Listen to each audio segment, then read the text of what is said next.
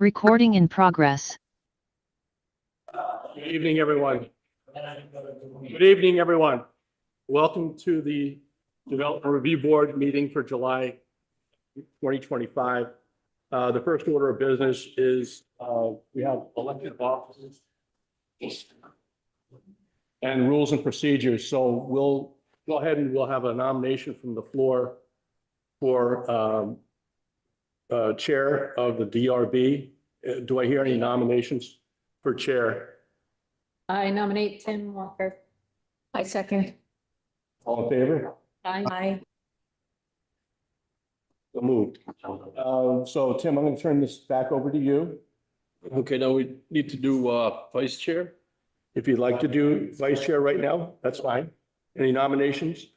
I nominate John Watanabe for vice chair. One second. All in All in favor? favor? Aye. Is John, is he on? Yes, I'm on. Okay, you're gonna take it, right? I will. Thank you. Okay, thanks. So I'll turn the meeting back over to Tim. Rules and procedures, we can do that at the end. Absolutely. So first on the agenda is the minutes from June 4th. I'll make a motion to approve the minutes. I second. All in favor? Aye. Aye. Has them on there.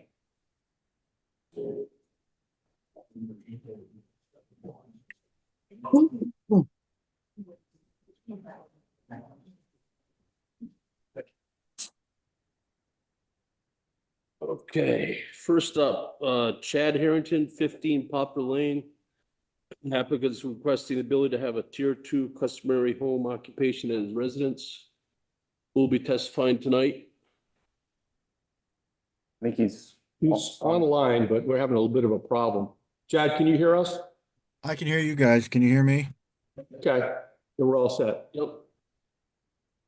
So do you want to give us an overview of what you're looking to do? Yeah. So really, I mean, I have a small excavation business. I am a one-man show. I have no employees. I do not have any money to purchase a piece of land at the moment for a shop or a garage, and we don't plan to stay in the residence long enough for me to dump a tremendous amount of money into putting a giant garage that I don't have the room for anyway. So the only option that I had was to make a small road down the side of my property that I can then organize. Ideally, I could put a shipping container and use that as a garage type structure. That's, that's basically if I can, I can. If I can't, then that's fine. But that would contain all of the small items I have. My machines stay on the job 90% of the time. Pretty much the only time a machine comes home is if I need to do work at the house to make it better, more appealing, which I am currently doing. I'm trying to landscape it. As I get materials from jobs, I bring them home and, try to make the place nice. And so basically, I'm just looking to be able to live in my house and hopefully be able to run my excavation business. I'm not in and out of the community a lot. If I am during the day, is because I have to bring something to the house in order to dump it off so that I can then use that to make the property nicer. So, I leave at anywhere from 7 to 9 in the morning and I come back at 4 or 5 at night. So there's no noise, there's really no big disturbance other than the look, which is not lost on me, and that is what I'm actively trying to fix. Where is the new drive you're talking about on the property? Or the new access to the back or whatever? So the new access to the back is on the right hand. If you're looking at my property from an aerial view, it's on the right hand side of my property that goes down along the only piece of property I had left that was available. The only even access I have to the back of my yard at all was down that right hand side of my property line. And So then, I was gonna move my dog fence around and kind of make it a little bit bigger, but I'm just leaving it as it is for now, just so I have just enough room for parking my stuff. Um, and that, so will the access to that drive, will that be another curb cut off Poplar Lane, or is that off your No, property too? I've spoken to Peter about this, and I've actually had multiple, I can probably count 4 or 5 times when I've had zoning administrators drive by my house and look at it. So I'm guessing they're all very aware, but my driveway is all one continuous, I guess you'd say access. There is no actual driveway. So my entire front property line, I guess, is all just connected to the road. And again, that one on the right hand side is the only access I have to the rear of my property. It's physically impossible to get to the rear of my property on the other side of the house. And on that, the picture I'm looking up that's on the screen here, what's that just down past your house along the property line? Is that a trailer, or what is that along the road there? I'm not sure. I can't see the picture that you're looking at. Okay, here we go. I see up here. So which would you be referring to? Well, there's something I just, In back of the cars? Is that the? well, no, So it's down on Poplar Lane. It's like right along the property line, the yellow line, it's on the road there, kind of. Okay, so sometimes I do park, especially before I had all this access, I would park my truck and trailer, as that is literally the only place I had to, completely off the side of the road as far as I could, up against the side of the road. And I've been doing that for, I would say, at least 5 years. And I have never ever had a complaint. I've actually spoken to the town workers. The only one that I was really concerned about that being an issue when I first started doing it was with the town workers and plowing and all that stuff. And I've actually had a few conversations with them, and they have been excellent. They have never mentioned any kind of annoyances or anything bad about me. And we've all kind of joked around, and they've never had any issue. And I would go as far as to say too that it's not lost on me that that's not a perfect place to put it. So in the wintertime, when they go down through and plow, I plow out around my truck, I plow out around my trailer. Again, my driveway is the entire length of my property line. So I plow basically the entire Poplar Lane to my property line. And then I also go up and plow around the fire hydrant that's on the corner of Poplar Lane and Applewood Now, in the event of making some peace. if you get this drive and clear out down below, would you be able to put that trailer down in that place? Or Yes, that is the ultimate goal. I would probably, it's just a little tight backing it in the initial roadway, but that is the ultimate goal is to be able to park. I have a backup trailer because if one breaks, I'm SOL and I'm dead in the water. So the ultimate goal would be, and I was going to make it big enough to park my one dump truck that is pretty necessary to my business and my 2 trailers, and again, all of my tools and my attachments and all that stuff. But I've kind of, other than doing a little bit of landscaping, I have some topsoil that I've been dropping off the last couple of days. I've pretty much put a stall on things in the last month or so just to kind of see where all this is going to go. how many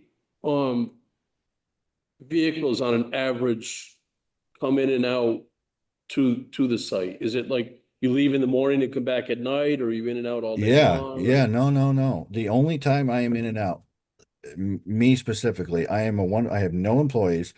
The only time, if I am to come back during the day, it's because maybe I forgot a tool or I have to go to a different job or I need, one thing. So I come in, grab what I need and leave. If I am using my dump truck, which it's all working, it's legal, it's not loud. I jump in, I start up for 3 to 5 minutes to let it warm up, and then I'm out of there and I'm gone for the day. Or if I need to switch trucks, that is the only time I am in and out of there. I do not do any work at my house. I don't store any materials. I don't do anything like that, and I don't want to Mhm. at my house during the day. So I'm gone in the morning, and unless I need something quick, I come back in the afternoon. And usually when you come and go, it's in a pickup truck or a big dump truck or what Correct, is? correct. I have Pickup. my dump truck has been out of commission for probably 2.5 months. It's just, I can't get it towed because that costs too much money. So I've just been kind of waiting and hoping on somebody coming to fix it for me, which hopefully will be this week. So the dump truck hasn't left, so that's not really, I mean, I understand that that is a big, but it's like, I have to have it in order for my business to progress, unfortunately. So that was the one thing. Once I got that, I realized that I really, really needed to do something else with the property in order to make things organized.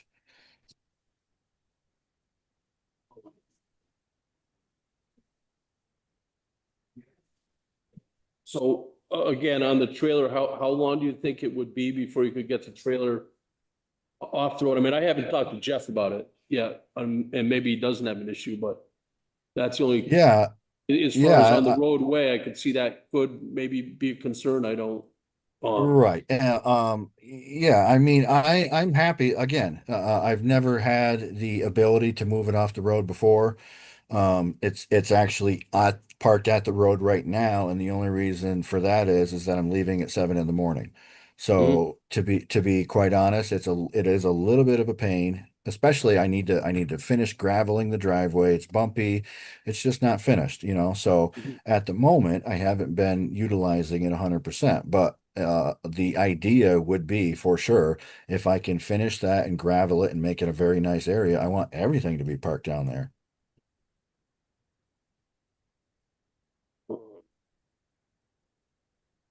I guess we go through the conditional use, the capacity of the existing or planned community facilities, that doesn't really come into play.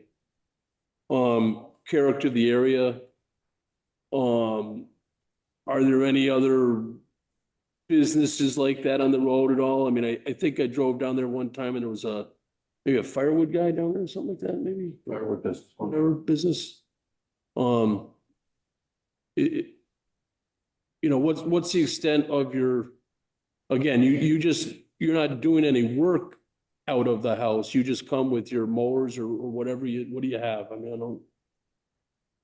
Me personally, so I have um one excavator, I have one skid steer, I have an F550 size dump truck, so basically just a large pickup. And I have a normal pickup that I use for, I mean, obviously I don't want to drive a dump truck everywhere I go all the time. Um, so the normal pickup stays here all the time, and my dump truck, my little dump truck is pretty much my work truck. So I'm in and out with that every day. Again, the goal would be to park even that down below. So the only thing in my driveway is my nicer pickup. And then when you say that, when it goes to traffic on the roads, you say you're only in and out 1 to 2 Yeah, times a day? yeah. I mean, unless something's crazy happening and you slip your mind and you got to go get another tool or something silly going on. I mean, yeah, at most. There's been more traffic up and down my road in the past month about people trying to I guess investigate and in the last month than there ever has been. Okay. And I would also like to know that I have two young children. One of them has a counselor, or that might not be the proper term, but a teacher that comes to the house every single day. I've got a nanny that comes to the house every single day, and I don't think that there's really That's, anything that you know that yep. can be considered an issue.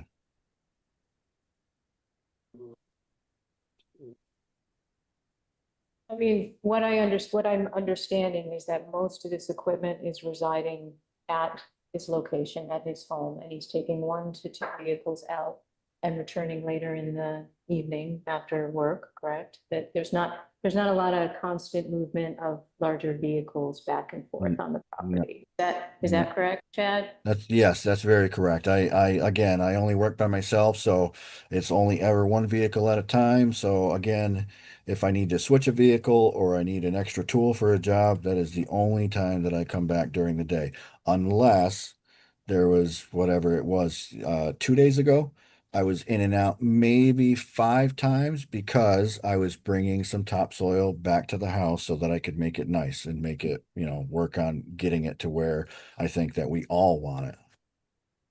So you're not storing topsoil on the property, you're No, bringing no, no. stuff in and out. No, I don't have You're any. working on the property is what you're doing right now, is that correct? Exactly. I don't have any room or desire to store anything on the property because if I store material there, then that means I need to bring a machine because again, 90% of the time my machines stay on the job sites. I have no reason to bring them home. I'm just going to bring them to job to job. So if Yep. I store any material, then that means I have to bring a machine back and cause, the noise disturbance that could be, a problem, and I obviously understand that. There's no reason for me when I can just go a mile down the road in the other direction and get all the materials that I need. That makes sense.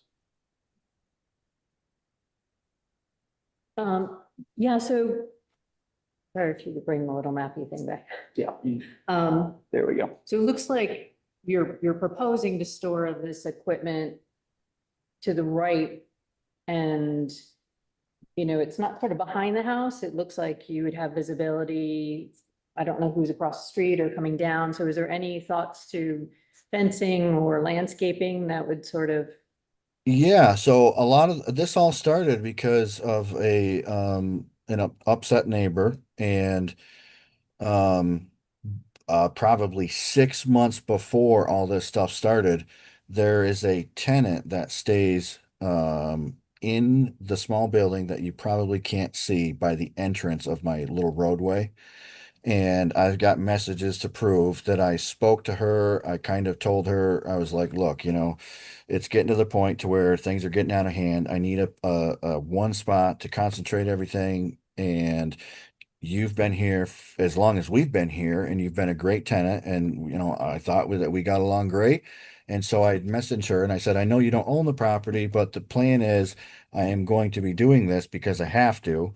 And, I would love to do some landscaping for you. Or what I had also proposed is maybe if she wants to talk to the owners of the property, if they wanted to either chip in on some fencing or some landscaping, I would donate my time to put all that stuff up. And then, it was probably 6 months before I was actually really ready to start the work. And the second I started the work, there was a lot of negativity and the negotiations kind of went out the window. But with that being said, I still obviously I know I have to put a fence up. And I told the neighbors that I was speaking with before they kind of turned things sour that by the time I'm done, everything is going to be landscape. This is literally what I do for a living. What kind of a businessman would I be if I, advertise all these beautiful work that I do and then I have a junkyard at my house? So I plan on landscaping. I want the driveway to be nice. I want there to be landscaping, and I already had proposed a fence, but nobody had wanted to listen to those ideas at the time. What would your proposed time frame be to get? I'm doing it as soon as I get money. I started my business only 2 or 3 years ago.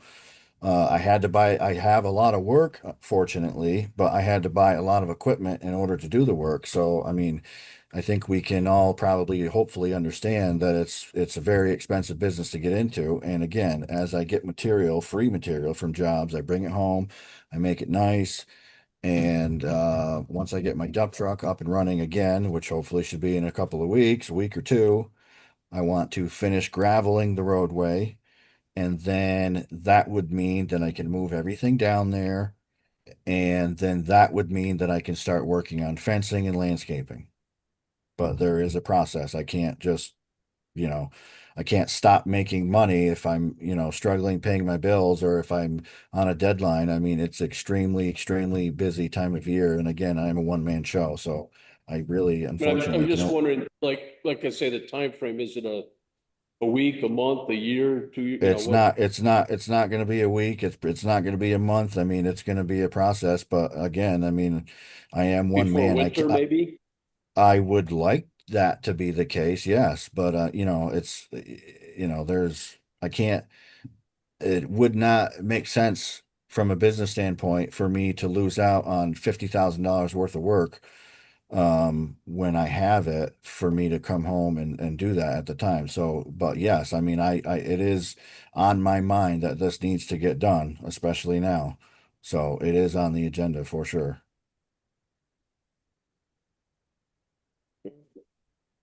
John? John? So, sorry about. Any questions? Yeah, I mean, I hear you, Chad, that, it's a process and it's a timely process, but it sounds like the process has been going on for a while, according to neighbors. So what can you commit to? There is a lot of neighbors that are, frankly, well, there's no other way to say it, that are lying in order to kind of push their agenda. I am not doing this. I have to live in this community, and there are people that don't, that is causing the biggest problem for them. And um, again, I want this to work. I have to live here. I don't want to deal with negativity from anybody. I just want to be able to live my life. And I cannot spend money that I don't have. It was a slow winter. If I had $50,000 sitting in my bank account, I would go pay somebody $10,000 to go put up a fence, but I don't have that. And if I had it, and again, and it's halfway through the year. If I have some very big jobs coming up for the second part of the year, if I get the money, I'll pay somebody to do it. But unfortunately, I'm not being obtuse, but I cannot spend money I don't have. I mean, I have two young children and my family has to come first. And that's what I'm trying to do is provide for my family. I'm not trying to make anybody's life a living hell. I'm only doing this because I have to. I do not have the money. I've been trying for over 2 years to purchase or even rent or lease a piece of land to store my equipment on, and I'm still not having success with that. And it's still ongoing. Ideally, if I could, I would rent or lease a piece of land anywhere within 20-minute radius and just keep everything there. This is not big enough for what I'm doing, and it's not worth the headache. And I don't want to be doing this, but I have no other options. Okay, well, I guess aside from this piece of it is the dog or the pet piece of home. There is no dog or pet business in this house or on this property. Okay. I'm good. Any questions from the audience? Many years ago, I tried to put a storage about a wood house, which is next to this. And the town denied me, just because I was running a small restaurant. That was like 20 years ago. They denied me. Now, besides the noise that I get from the highway and everybody else, because we're right on exit 4. Every morning, I have to hear, the machinery warming up. Every morning. And especially when you have the excavators or the big tractor truck, whatever he has there. I get one close call, what are my roads? How do you get to blame? And maybe storms. We bought our houses, and I lived there for 40 years. It's a residential neighborhood. And that's not true, he's had business for dollars. Yeah, he has business. He's lying. He's lying. He's lying, he cannot business. It's in and out, traffic all the time. I'm sorry, a business with the Kennels. with dogs, the kennels. Okay. Yes. What is line? I'm sorry to say that, but this is the line. But in and out of the big equipment, you know, loading, unloading. Besides the item, that's, you know, he can fix that, so that's nice. You know. But I go to work and I get up at 6:30. Okay, to have a cup of coffee, with me, you know, get a short summertime. I hear all this thing, all this noise. And it's not just the one time a day, of course, the morning comes back. Numerous times, back and forth. And what is the traffic? A lot of I traffic. walk my dogs around, you know, from Applewood Lane into Poplar, you know, I make that out. Because I owned another house next to it before I sold. So I'm on the other side of the state.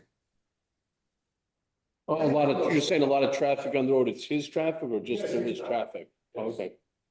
Well, you say it's because of the dog? Oh, no, I go, so I see it, I see, you know, I walk the dogs, I see the traffic, I'm there at 8 o'clock in the morning. Even the dump truck you're saying the dump truck is going in and out all day long? Yeah, Okay. not only that, we have excavators, you're in the business, you know, you run an excavator, we have to let it warm up, Yeah. then we have to load Yep. it. Then we have big dumpsters on the front. We keep our places nice, clean, like everybody. Yeah. Okay. Anybody else? Yes? It's a residential neighborhood. I live on the other side of the road right there, that little bit of green space, is my backyard. You know, yeah. Would you mind going to the podium where there's a microphone? Maybe just give us your name. Sorry. Spain, I live across the road from Chad. I like Chad, I think of him as a friend. I wish he was being more honest about the traffic going in and out of his place. It's continuously noisy. There's backup alarms at any time of day for sometimes, I don't know, an hour, back and forth, back and forth. I wanted to sit by and let him try to make a living. I do believe in personal property. So I don't want to infringe on him making a living, but it's a one-lane road with a ton of kids in the neighborhood. And he's in and out of there with his equipment a lot. And they are running a dog kennel out there, and there's tons of traffic with that, in and out, in and out. So I wanted to talk to him today and tell him that I was coming down, but I didn't think he'd come in here and say he doesn't do anything and doesn't make noise, because we have to listen to that all the time, 7 days a week. Doesn't matter what time of day it is, doesn't matter what day it is. We have to live with it right there. I like him. I think he's a nice guy. I like his wife, but that is no place for a construction business. Construction, all of those, who is there? That's all I have to say. Thanks. Yes, sir. Yeah, I think those trailers are one of the big problems, because I pulled in the other day. Yeah, maybe, do you mind? So we're all here. Give us your name.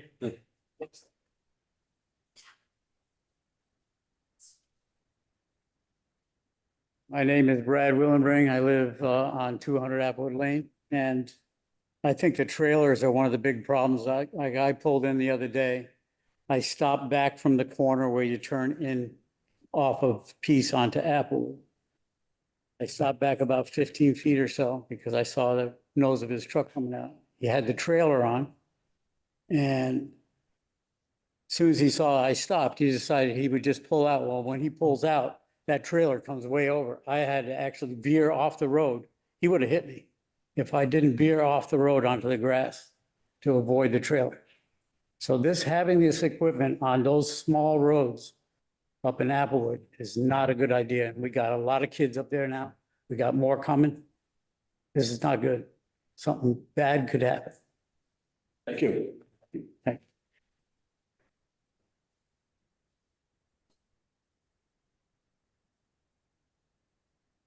Yes, sir.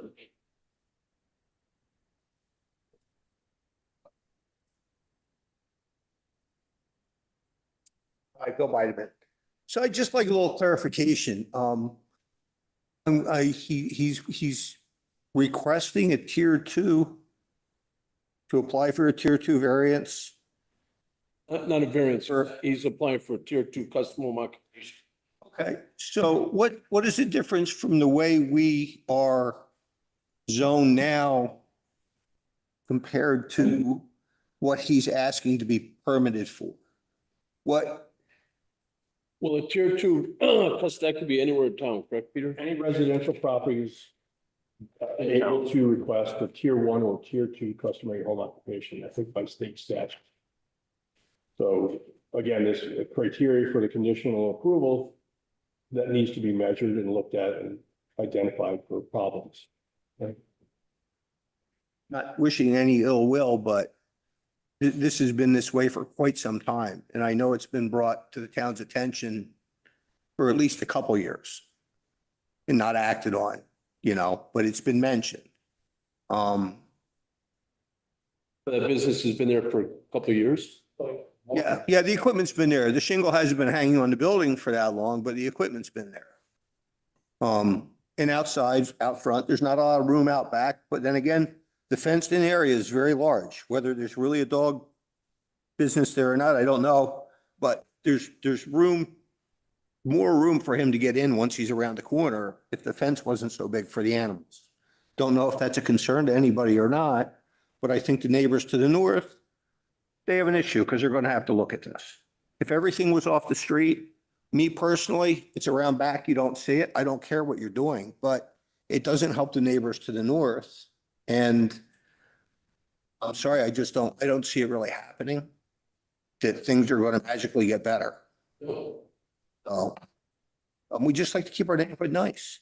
Everybody's concerned about property values, you know, and spend a lot of time and money. And I understand he's trying to make a living, but thank you. Understandable, thanks. Yes.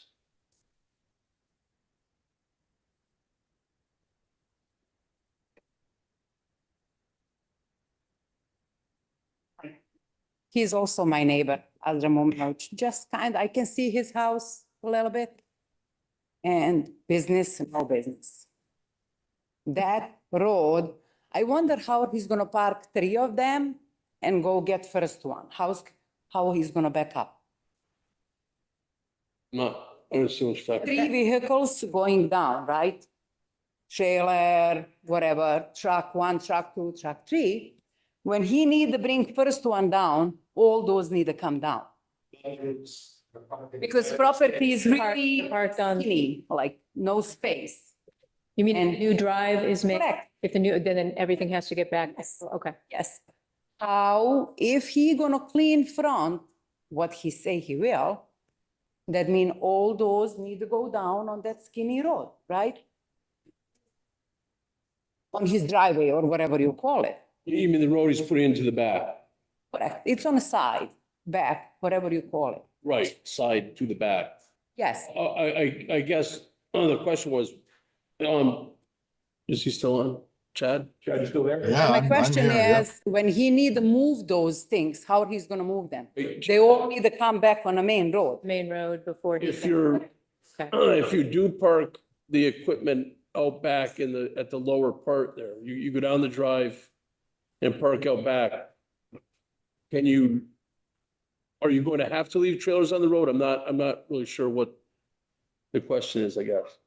I don't really know what the question is either, to be perfectly So honest. how many, you have one trailer, correct? I have one trailer I use.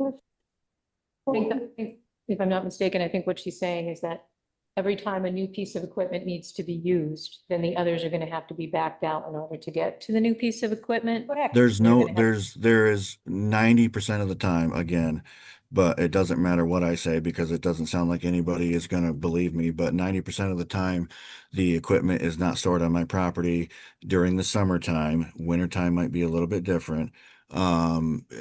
Nothing stays on my property unless I'm working on the property because I'm using it on jobs. If the only thing that as far as I understand it, I hope that I'm allowed to have a driveway, which is, as you can see there, maybe the 1, 2, 3 vehicles that are up close near my house. again, the whole purpose of this proposal is to make the work truck, the dump truck, and the trailer all stay down below behind my house. Right, so if you have to move a piece of equipment out, you probably would. Then back then your it tree- get then no, if I have to move a piece of equipment out, then it gets loaded on the trailer and then I exit the property. Right, would you load it on the trailer on the road, or would you load on the trailer on your driveway back to that lower corner? If I'm working on the upper part of my property near the house, then that is where I would park for the 3 to 5 minutes that it takes to load a piece of machinery and then to chain it down and leave. If I'm working on the back side of my property, then I would load it down there and I would exit the property.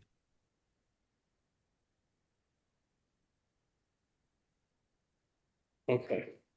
Is there anything else you wanted to say? No, that's it. Like, he doesn't want to invest money. He doesn't have money. He doesn't want to invest. We all understand. But I want to sell my house and I don't want to lose $50,000 because of that either. Okay, thank you very much. You're welcome. Anybody else? Hi, are you taking comments from the Zoomers? Yes. Okay. Sheila? Yeah, this is Sheila Sullivan. I'm at 160 Applewood Lane, and I have a few comments. One of which is to set some context in that we have been very neighborly. The whole neighborhood has been neighborly for several years. This has been going on for an extended period of time and has only recently come to head. So the negativity that has been spoken of didn't exist for a very long time until recently. So I want to point that out. Two, I'm really wondering, how old is this picture? Is this a current picture? This is Or not is a current this- picture. Could be several years old. It's a GIS. We pulled it off of our. GIS. Yeah, so this is not a representation of what we're experiencing today and should not be used as a consideration, honestly, of what we're all experiencing. I don't think that's fair to the neighbors in this community. Well, I mean, I'm not sure to what extent I don't know. I mean, we haven't moved the house, we haven't moved the property lines. We still have the same driveway, so I'm just curious as to I guess exactly what you're referring to, so maybe I can clarify. I just really don't think it's a representation of what is happening today. And so, I can't really elaborate on that. I just feel like this is not relevant because it is old. And thus it is unfair to our neighborhood to use this old picture in this conversation. I'm going to move on. I have a couple other points. In terms of noise, I do, one thing that I'm really curious about is what is the schedule of the dumpster pickup? Because that is something that I notice frequently. And it is has been in my experience, a frequent pickup. It's not a frequent pickup. Both of my dumpsters get picked up every other week. Okay, I feel like I've heard it more frequently than that, and maybe it's like sorry that you feel that way, but Hang on. maybe We're- once or twice a Chad? year I have to get a second pickup, but my dumpster pickups get picked up every other week. I would love Chad, proof of that. Hey, Chad. I would love to give you Sheila? proof of that. That would be okay, yeah. Just mute Chad maybe for now. I'm gonna, Sheila? Yes. Okay, you can continue, please. Okay. I have not recorded, but I do feel like I've experienced the sound of the dumpster pickup schedule a lot more frequent than, Okay. once a week or more than that. Okay. I also feel like this picture is not representing, like there's seasonality related with Chad's business. Equipment will likely be off property during summertime when it's being utilized. But in the wintertime, it's a totally different situation, I would assume, because there's not a lot of landscaping that goes on during the wintertime. And so the majority of his equipment is on property during the wintertime. Okay. I'm also curious about rental equipment. If there are needs for equipment that he does not have, is he renting equipment for a week and bringing it on property and not in storing it, even for that short period of time? That's not included in his property list that impacts the neighborhood. Okay. I would like to add that I can't corroborate Chad's claim that there is additional traffic for people recently visiting to, evaluate the situation. I have not witnessed that in any way, shape, or form.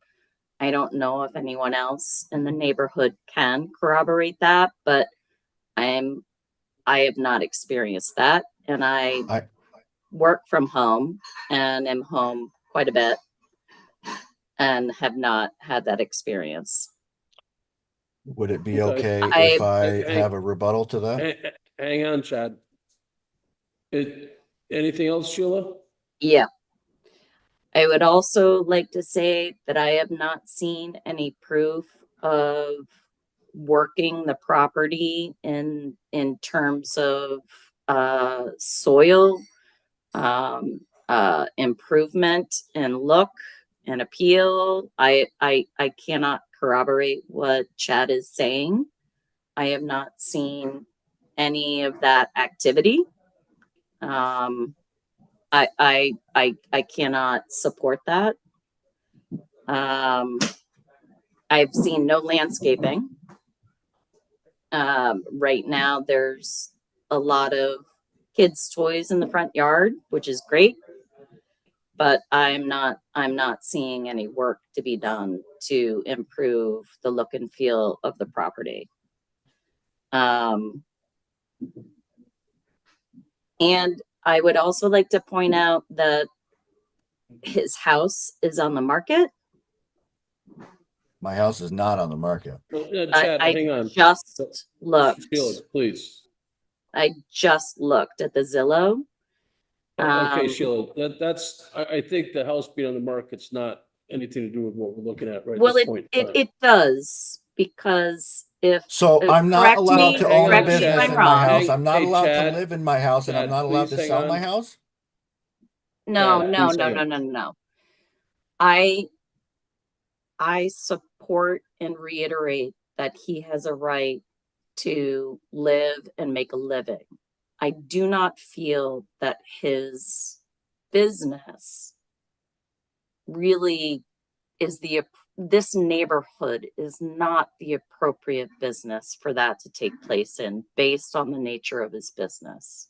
Okay, I understand your concerns. So I also would just say that why would we approve a change in zoning for that property It's, ma'am. if it's- they it's not- are going to sell it?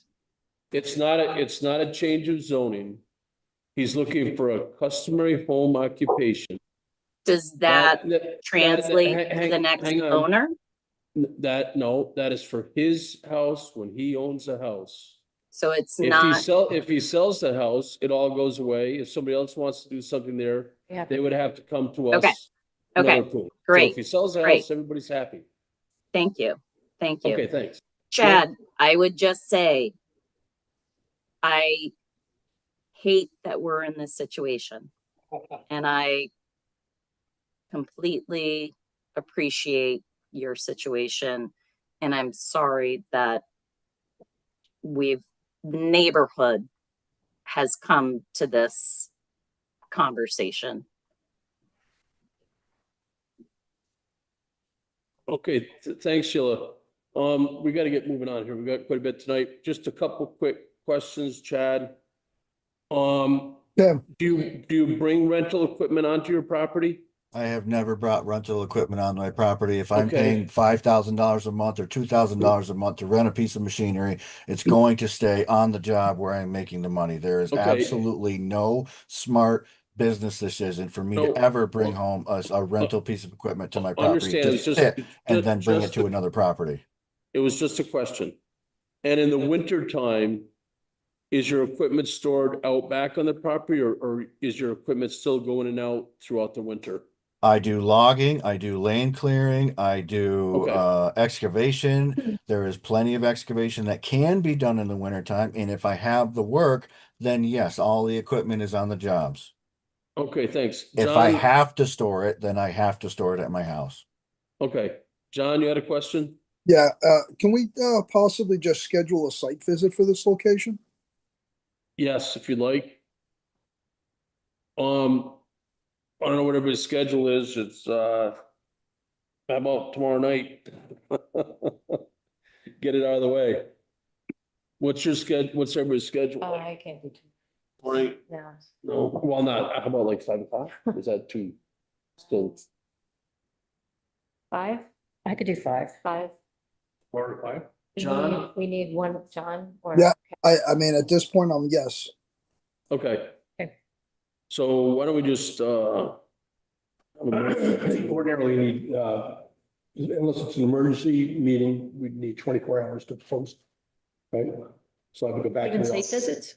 Yeah. So we have to 24-hour. 24 hours. Okay, so it can't, Monday at 5?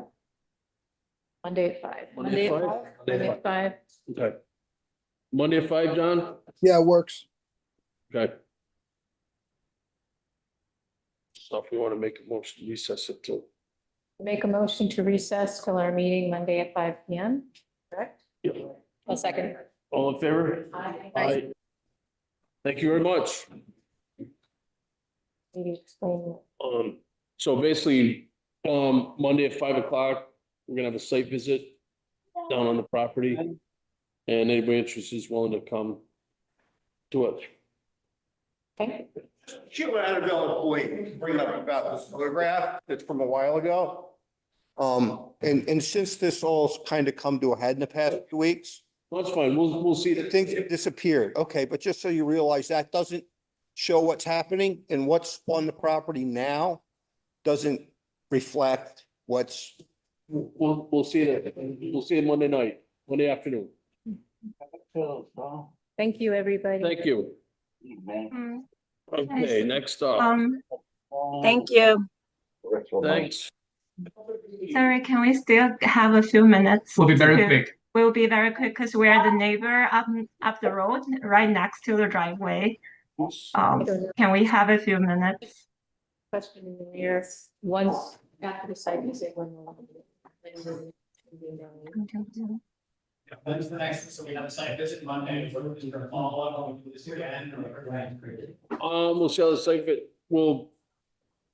We could conceivably make a decision after the site visit. Is that correct, Peter? Can Yeah, we can make a Can. continuance to the next. To the next meeting, July 19th 16th. or 16th. Okay, so after site visit, we can do a continuance to the To a next. date, to a date certain. So whether it's the 16th or you want to do it August. Depends how much we have. Okay, okay, So, yeah, the 16th is starting to kind of build up again. Busy. okay. It's still, yeah. Is the 16th full, the agenda already, pretty much? We No, can talk yeah. about this after. Yeah. So we, probably the best thing is just to keep in touch with Peter.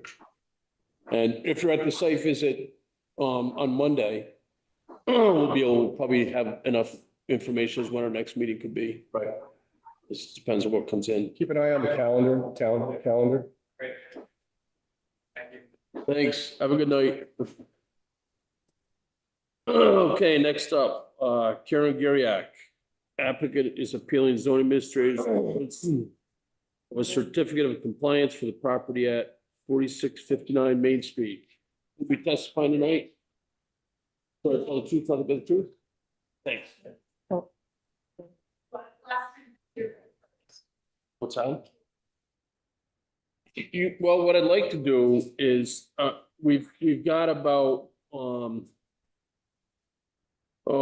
many did you have? Think. We have things. Well, you know what, it takes a while to figure out how that thing works. They were in in the paper that you gave me? So you had 7 items One of their packets is paid. that in the paperwork we got from you. There were, I'm appealing the certificate of compliance that were issued. and you had, from what I see here, you had 7 different items that you were talking about.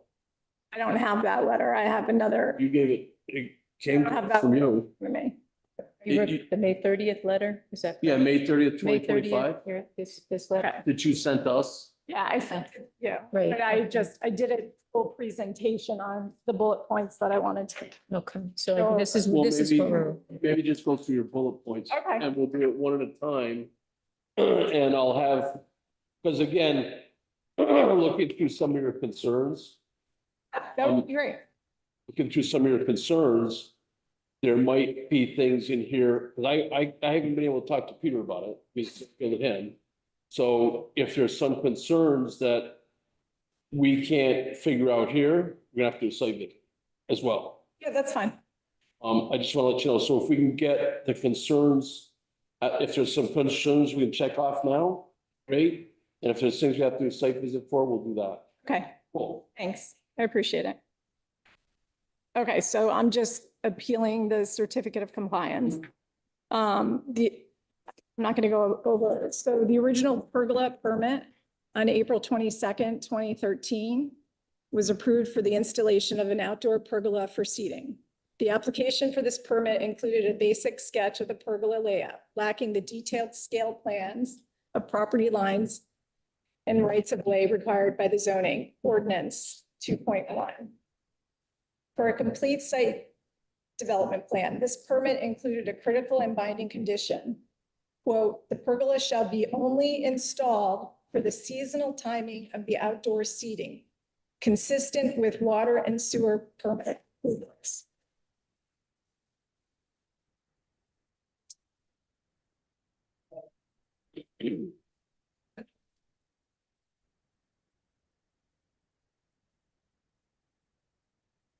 Here on his permit, it's 22 indoor and 10 outdoor. Okay, Okay, that carries forward. Okay, so then in 2015, he came to you and he wanted to replace the metal pergola that he kept out year round with a wooden pergola. okay, Okay, so that permit was issued, the replacement of your metal pergola with a new wooden pergola. While this permit authorized a change in the pergola's material and an expansion of its dimension towards the building, it did not modify or remove the seasonal timing condition. So that means that the new wooden pergola is supposed to be taken down year-round to go with the water and sewer permit because he doesn't have enough parking. Furthermore, the pergola, here's the map.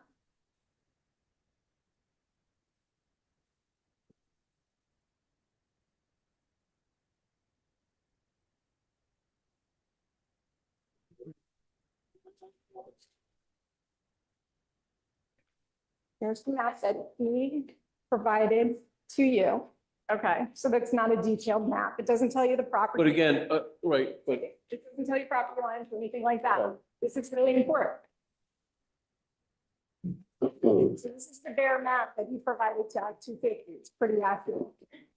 You're gonna see that this pergola pretty much is located on the town of Manchester property. did he get a zoning permit for that pergola? Correct. So On town property. again, that was a long time ago, Not that long ago. 2015? No, not that long ago. Okay. But Okay. again, we issued him a permit for that, Uh-huh, and that permit was never appealed by anybody. correct. I'm not appealing it. I'm just pointing it out. Okay, Okay, I'm gonna Okay. continue. so we'll leave it there. We're gonna leave it there. No, Okay? Okay, Next. next goal point. Okay, so the seasonal, it did not modify or remove the seasonal timing condition. This is explicitly confirmed by condition number 8 of the 2015 permit. Except as modified herein, all of other conditions of permits granted for Ponce Bistro on the subject property remain in full force and effect. There's no explicit modification in the 2015 permits text or findings that would negate the seasonal removal requirement established in the 2013. This permit had an expiration date of June 17th, 2018. Permit renewal was issued, a permit renewal on April 27th, 2018, and refers to the replacement of pergola and outdoor seating configuration. This renewal effectively carried forward all binding conditions. This renewal expired on April 27th, 2020. Mr. Rodriguez has never removed the pergola during the winter months. He is in violation, and this is a condition of his permit. The zoning administrator's issuance of a certificate of compliance for the property at 4659 Main Street was a clear error because the outdoor pergola fails to comply with binding permit conditions, rendering the property non-compliant with the Manchester Land Use and Development Ordinance. The certificate of compliance were issued in direct violation of the Manchester zoning ordinance, which I'm not really going to get into. Well, let me just, do you have any response to that, Peter? Or- I'm sorry. Please continue. Well, I didn't get the question. I didn't hear the question. No, what, do you have a response to the pergola not being removed during The the seasonal, yeah. seasonal? There's a response. Do you want- The response was given to her on February 19th, 2025. Okay, And again on March 21st, 2025. And the response was basically, the new wooden pergola was approved by the Development Review Board as a replacement of the existing metal pergola which had been in place. This information is outlined in the permit dated 6/17/15 and findings of fact issued May 27, 2015 with the town of Manchester. In addition, the findings noted under subsection 6.8.7A South Howard Corridor, the proposal is in compliance with dimensional requirements of the district. Non-conformities are existing and allowed to continue per subsection 8.1 of the ordinance, which means is they recognized there were some discrepancies or they have the property boundary line going right through the existing non-conforming porch. So naturally, anything that was put within that property boundary line could be considered non-conforming, pre-existing non. Yes, I would disagree. Well, But it's not right. So the pergola is on town property. The original permit, which you have, states 22 indoor, 10 outdoor seats. Okay? okay, The pergola is supposed to be removed per the original permit in 2013. It did not change. The only structure that changed in the 2015 permit was the material use of the pergola. It went from metal to wood, but it's still supposed to be removed. Because the pergola is on town property, as you noted, and you had Mr. Rodriguez move the plastic off the top of the pergola because the water was running onto the sidewalk, which Well, negatively. again, I think as far as the placement of the pergola, we approved it. As far as the removal during the winter months, I'm gonna have to look into that. Twice. I'm not, I can't Yep. make any decision on that. No, that's fine. It's on that little piece of paper I gave you. All right, so. Influence.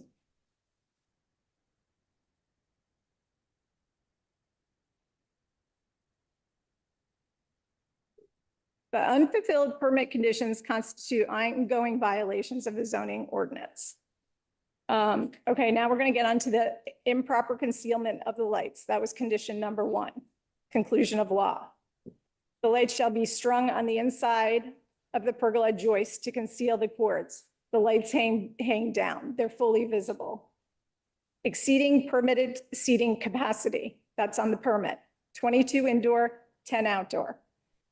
Failure to comply with ADA. Mr. Rodriguez is presently cutting his cement block. He's chipping it away. Well, ADA, we don't regulate ADA. I mean, it has to be ADA compliant, but that's a state. I mean, we don't have Jurisdiction of the. Okay. want to see if your Yeah. bathroom's ADA, are your. Okay, I'm not gonna argue that. Okay, Yeah, that's fine. I get it. Okay, so you can't issue a certificate of compliance, right, if you're not compliant. well, again, if it's, So- we can, when Peter issues a certificate of compliance or a certificate of compliance, you say in it that if there's any state or other regulations, you got to meet them, correct? Yeah. Yeah, that's So I fine. mean, that's, again, he can issue a certificate of compliance If the person's compliant, right? They've done everything.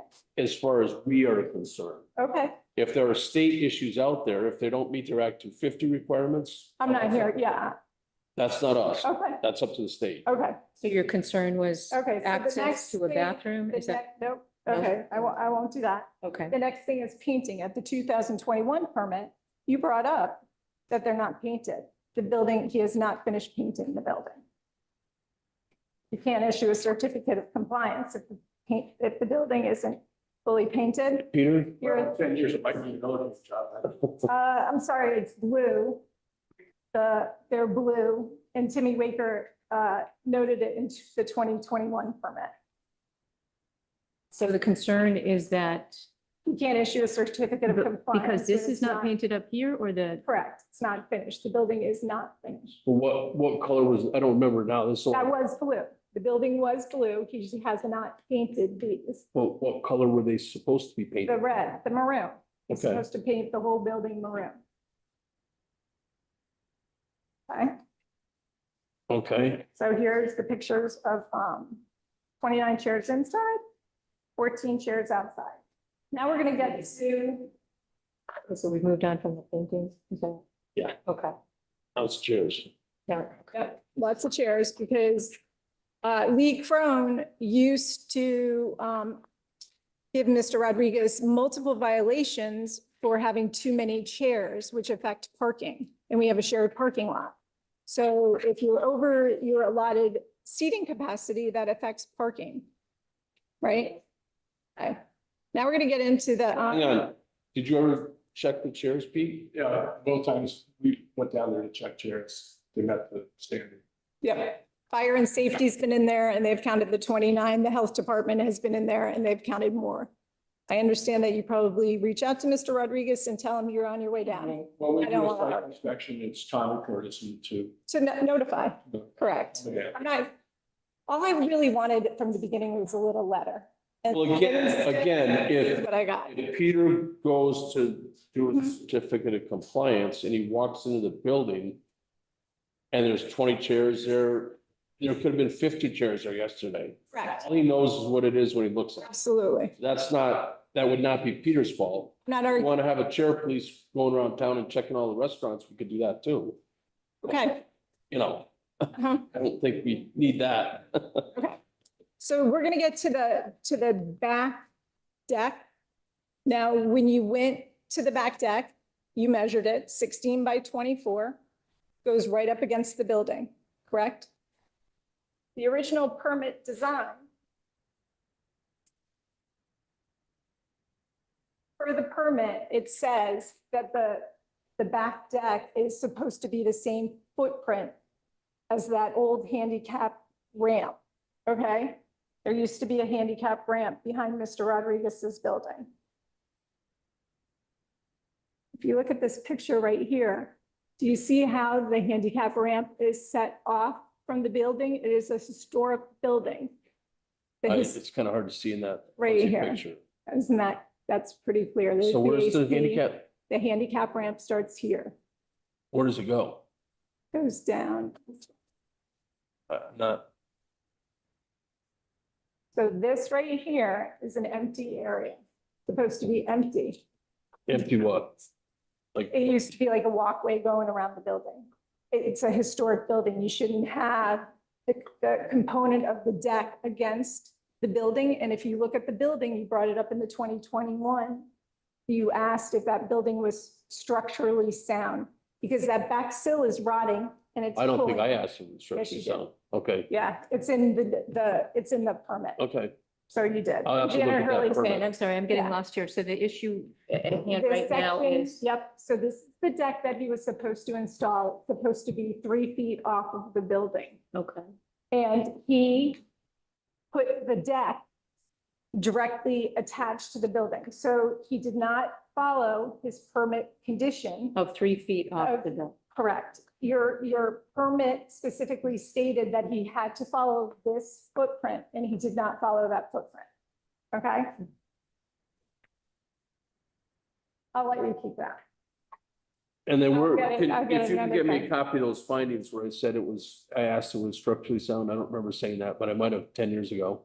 Yeah, it's in one of the permits. But I'd like to see it. Yeah, I'm happy to find it. Yep.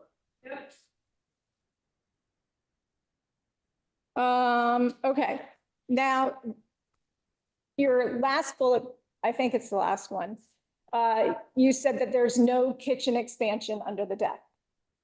Right, As that permit read, proposed. proposed, there's no kitchen expansion under the deck. So there is a structure under that deck. And this is the view of, right here, the kitchen, some sort of kitchen expansion. So at some point, Is there a foundation put in, you're suggesting? at some point, that structure, that block box was installed. There's a walk-in cooler and shelving. So he doesn't have a permit for that. I mean, is there sinks in there and stoves in there? It's part of the restaurant. Is there sinks and stoves in this building? Oh, I don't know. It's part of the restaurant. It's an expansion of the kitchen, restaurant kitchen. Okay. Okay? I mean, I would probably consider that storage, but maybe it's It still would need a permit, correct? for storage? You would still need a permit for something that's structurally attached to your building. So is it something he added to the building? He added it to the building. I mean, either it was supposed to be his 70-foot or he did it at some other time. I don't know. I'm not, I think we're gonna have to do a site visit on this one, because these, too much here for me to, That's fine. you know, if you can get and Peter can get the fire permits, That is. I'd like to see where it says structurally sound. I don't remember saying that. I'm not a builder, so I don't. Well, Janet Hurley told you. But if it was added and it was not part of the original, I guess applicants. Not sure. I don't see 6 here. I don't see.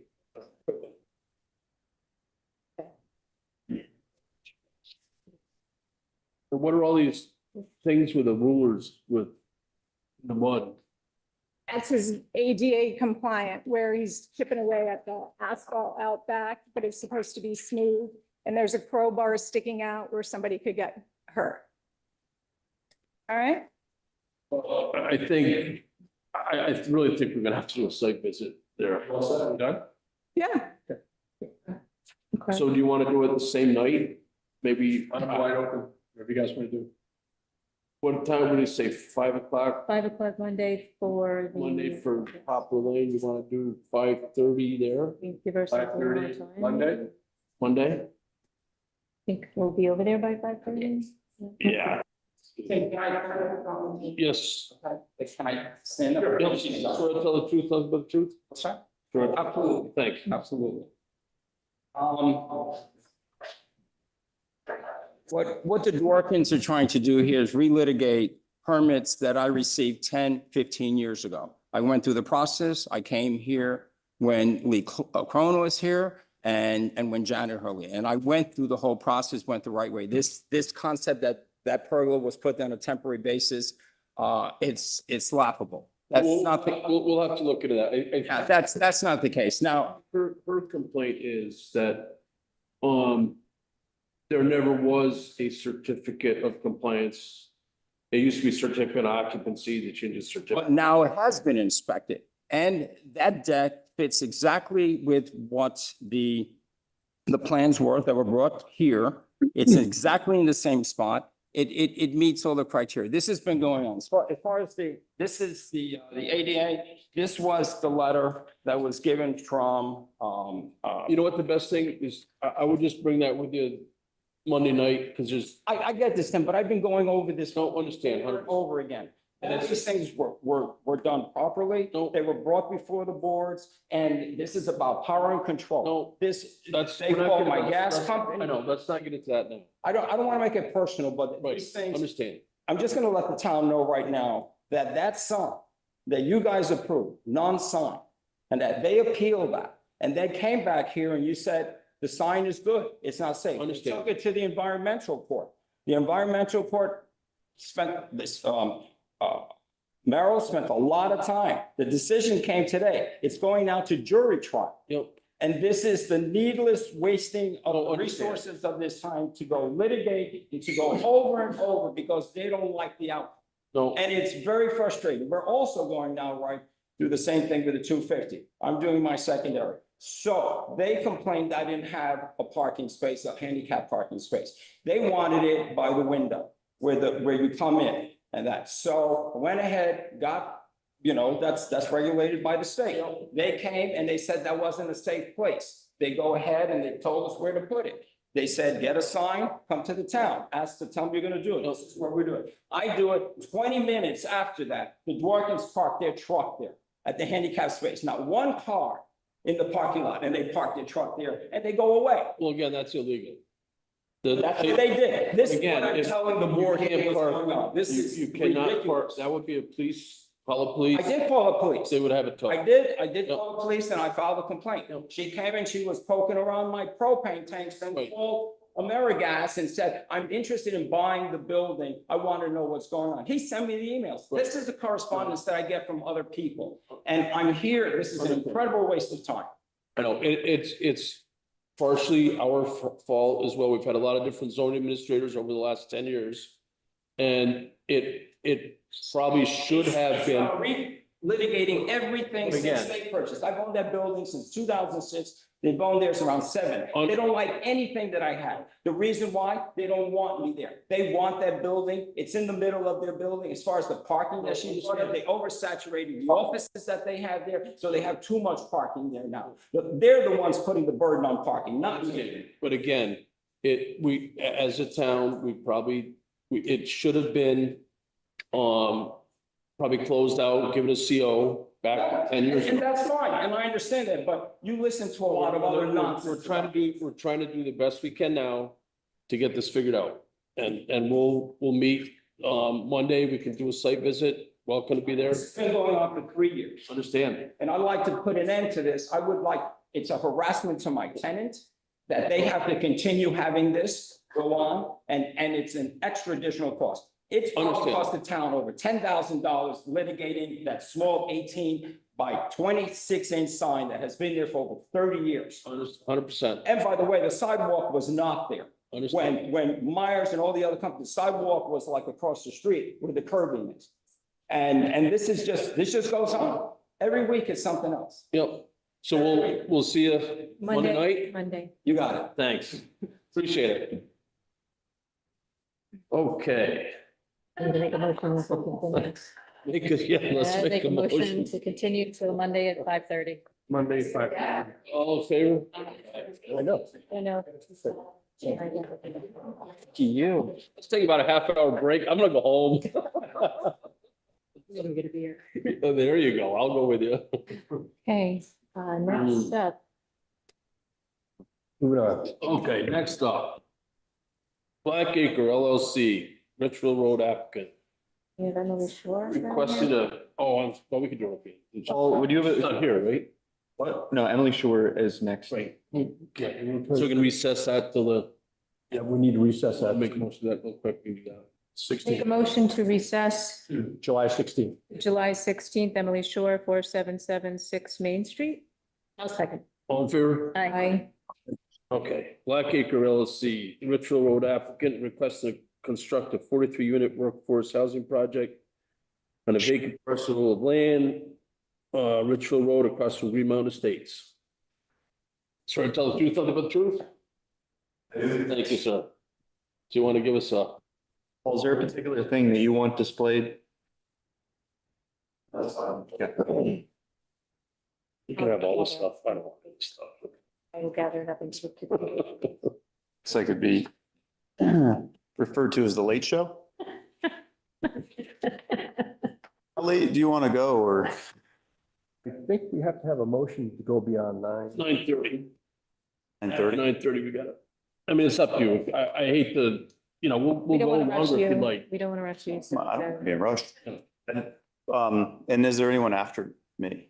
Okay, so I presume everyone. For us. So we changed the schedule up a little bit, so we wouldn't run into a problem. This has been a property that has a lot of interest over the last decade or so. And it has a permit for a 23-unit duplex community in '09 that was contingent on attaching to the town sewer. And we have that plan and that permit, and that's recorded on file in the town hall here. It's also an approved Act 250 permit contingent on that. So we have that as a fallback. And yes, it would require to have the buildings built above the base flood elevation, but that's something that we might come back and address if we're unsuccessful with this, but it's recorded. You could probably. Is there a microphone there? Or? No, it's a micro have it goes directly to the. You can move up a little bit if you like. So I'll continue. The parcel is been permitted by Act 250 with a waiver. It is in current state. We've got the sewer permit yesterday from the state, including potable water. And it's a 43-unit workforce housing development with a 35-unit apartment building and 8 duplex buildings. We've done the stormwater design and we've done the sewer and water connection design. And we've done the preliminary site design to show the landscaping, parking, lighting, and elevations. Hang on just a second. Technical difficulties. Great. Okay. I believe, and I don't know if everybody knows me in this room. I don't presume that they do, but I know Don Penty very well from, I go into school with his kids. I've grown up here. I went to MEMS. I went to Burton. I've come back to the community of raising my family. I've got 2 young boys with my wife, Chrissy, and we own a company called TPW Real Estate. And I know Mrs. Penji as well. Yes. So, It's no need to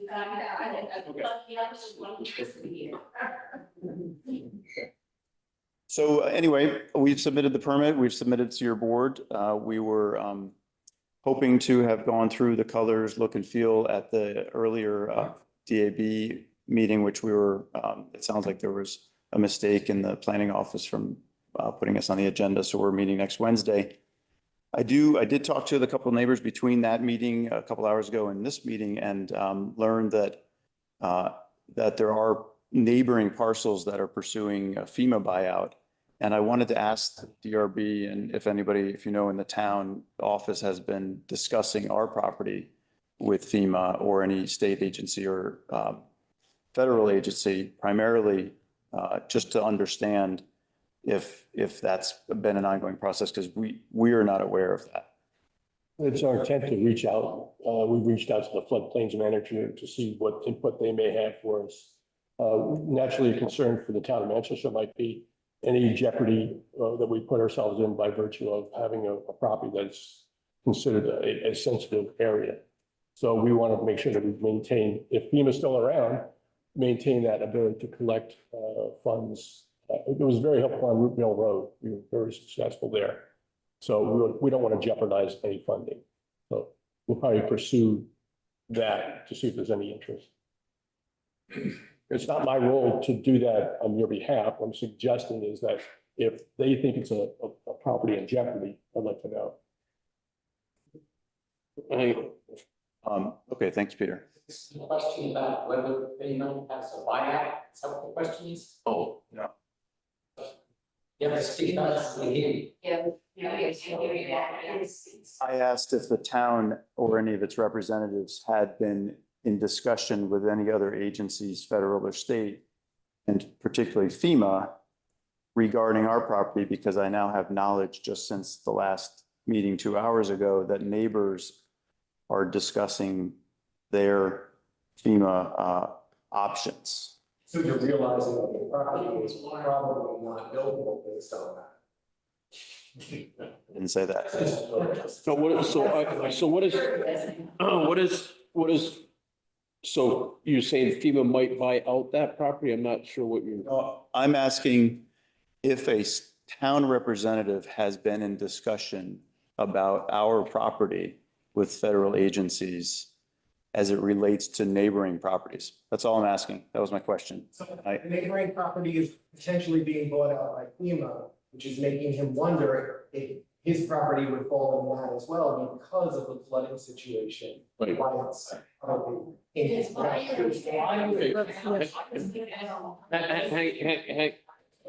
Hang on. Let's hold the question for now. I'm only asking that question. I'll move on. So we are asking you to permit a 43-unit workforce housing development on this property. And we believe our application meets all of the town and state requirements. So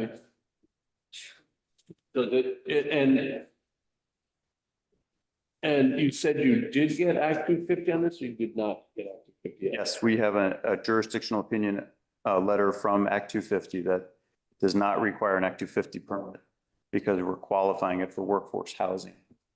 And What does, and I know that the new rule. it's out there, but is there, because that property, and I know years ago, we had approved a project on that site, and since we had approved it, it flooded in there. And I'm just wondering if that's, even though you don't need Act 250, is there any other agency that monitors anything like that, or is it just? So I don't know enough about the state end of it. As far as the town end. Need a stormwater permit, which is in current, they've already been in review and they've asked for the edits, and we've put the edits in yesterday. So we expect that next week. And we have the wastewater permit yesterday. So all state agencies have been there, wetlands, Act 250, and stormwater, wastewater. We've done all those permits. I think a misconception in Vermont is that the new rule allows you to build new construction 1 foot as the finished floor of the first level, 1 foot above the base flood elevation, which is the 100-year flood level. And I'll remind, if you don't know this, but Depot Street is mostly in the BFE. So any construction or renovations or 50% modifications to any building requires every building to come up to a foot above that elevation. Most of Bennington is in that elevation. We received a permit for a building there 5 years ago. That's it has to be built a foot above that flood elevation. So that's the new conforming. You can't build in a river corridor floodway, but you can build a foot above the base flood elevation levels of a 100-year flood zone on the conditional approval in this town of your approval. So where you're putting the, hang on. So where the buildings, you're proposing to put the buildings, that's out of the floodway? Absolutely out of the floodway. The black lines are considered base flood elevations, the ones that go from the bottom left to the upper right. And those are elevations that are defined by FEMA. And running water in those positions. it's every 100 years. But I'm just wondering, and remember, I think it was, I don't remember if it was Irene or the one after, but there's been a couple times, I think, one time I know there was icebergs across the whole field. No, hang on, please. We'll take this later. I'm just wondering what your thoughts are. I mean, if you put a lot of money into a project. Yeah. I wanted to get. You mitigate the floodwaters and you do that through stormwater. Hang on, please. I'll take questions from the audience later. So in our state and a lot of other states, you mitigate where water goes and how it's stored and retained and then dispatched back into in this case, the wetlands in the back. You engineer a method to how that's mitigated. And if the water flows, it flows through, and the state will issue a permit on the basis that if water enters your property, right, and you mitigate how it comes through and then goes back out, they just don't want you changing how it goes back out. And so we're taking on the risk of floodwaters entering our property, and we're insuring for that. And we're also constructing for it a foot above. There's no below grade residential space. There's parking areas. And that's, I mean, that's how they mitigate construction in high water areas. This lot has been defined, and in fact, the wetlands was interestingly receded in the most recent mapping since I think 2019. So we feel comfortable with the mitigation we've done in the design. And Chris Benessi, a local engineer who lives here and works in town, you know Chris, he's done all the engineering on this. He knows this site.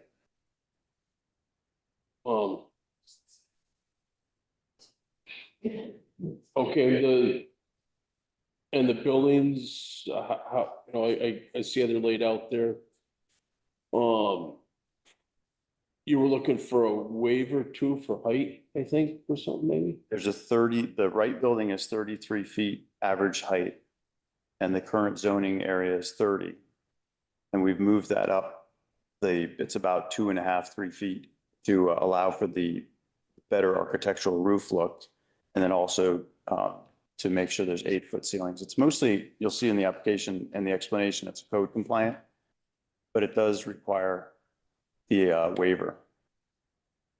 And has the design advisor, you said the design advisor has not looked at this yet? No, it's. Go back on Wednesday, yeah.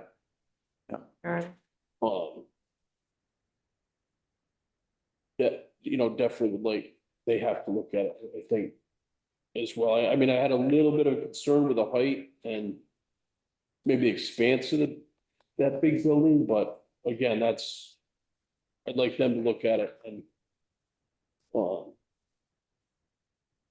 it's just a pretty big building right there, I think. It's one of the most beautiful views.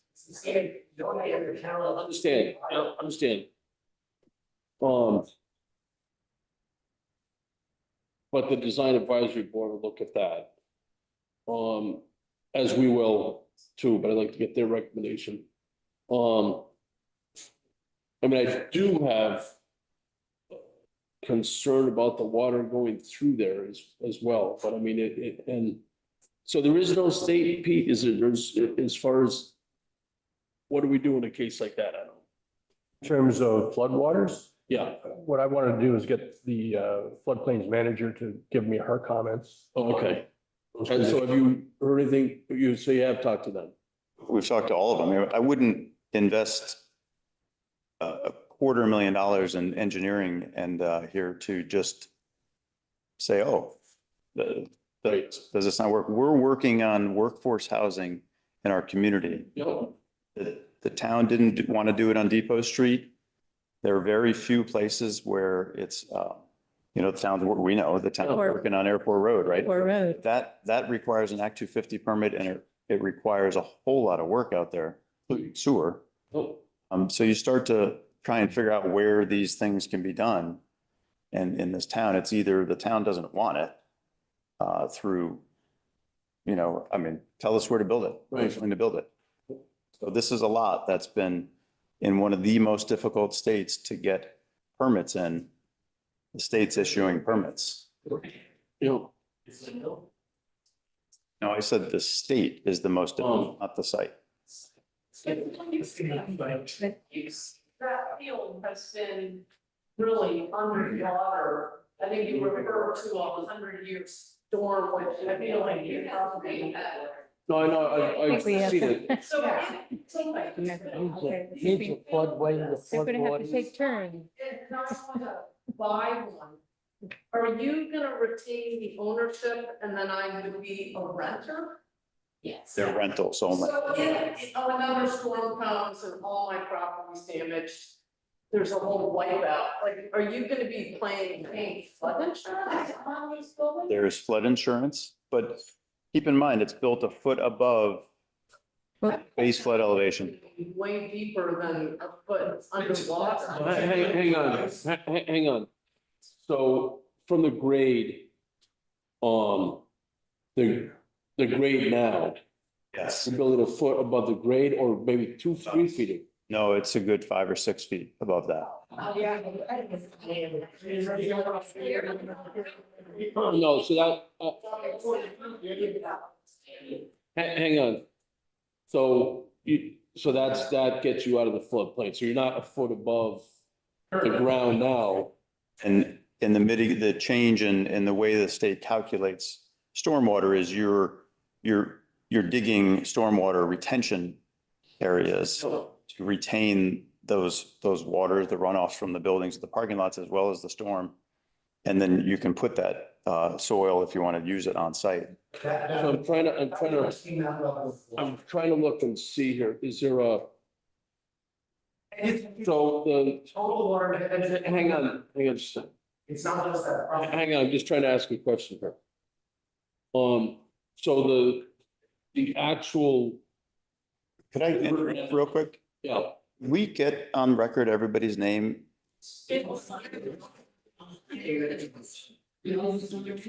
And when someone speaks, could they actually come up to the podium and introduce themselves? Because it's, I'm trying to Wait talk for to you you. first. Yeah. I don't really need all this motion out here. Yeah. I don't either.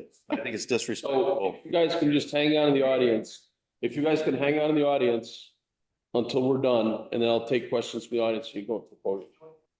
So again, so the above the flood level, so the grade right now, the ground right now, if you're building 6 feet, 5 feet, whatever above that ground, how does that look? Because I don't have There's elevations from the road, but also does the whole ground can you show us those?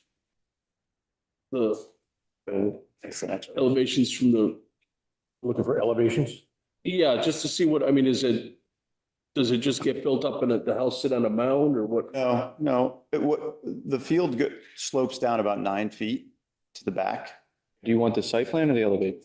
Right about there. So you can see, That doesn't really show me the whole, field. Do you have a photograph like the whole field? Or What's it fill? Is it cut and fill on there? so the left corners are basically street level. And so if you look at the bottom where the greenscape is to the foundation, and then each floor is about 8.5, 9 feet. So the way and to calculate that building height, it's a combination of the average of the slopes around the building to the top peak. And,